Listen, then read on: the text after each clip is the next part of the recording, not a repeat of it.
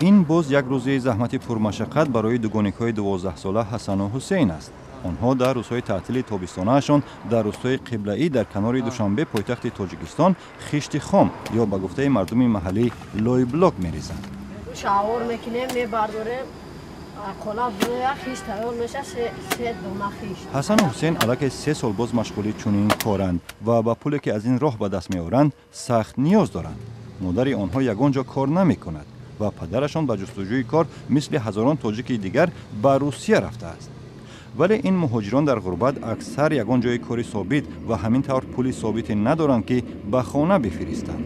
و این دلیل حسن و حسین تا آغاز سال نو تحصیل مجبورند خشت بریزند. ما روزش 300 400 آخر ساعت 8 میاد تا ساعت 10 با دام میگیریم به گایلوی میکنیم میریم. تاجیکستان رسما استفاده نیروی کاری کودکان تا 15 ساله را منع کرده است، ولی این قانون زیاد رعایت نمی شود.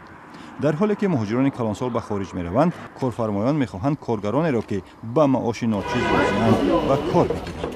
در دوشنبه کارگران نابالغ از راه‌های مختلف در پر کردن بودجه خانواده‌های خود سهم می‌گیرند. مقامات می‌گویند هزاران کودک در پایتخت مشغول خرید و فروش، روبوتچین، ماشینشویی و دیگر کارهای سیاه می‌باشند. مویت ماشین، автомойка. آنها ماشین میشویند، خرید و فروش میکنند و اکثرشان را بکشند، یعنی حمالی میکنند. آنها فرزندان مهاجران کاری‌اند یا آنهایی که در تربیت بابا و بیبیشان قرار دارند و یا کودکان از خانواده‌های ناپوره.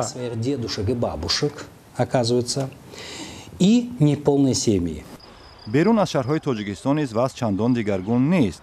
والدان نصیبه 7 ساله او را در زمین دهقانیشان به کار انداخته‌اند. بدون کمک فرزندان این خانواده نمیتواند روزگار خود را تأمین کند.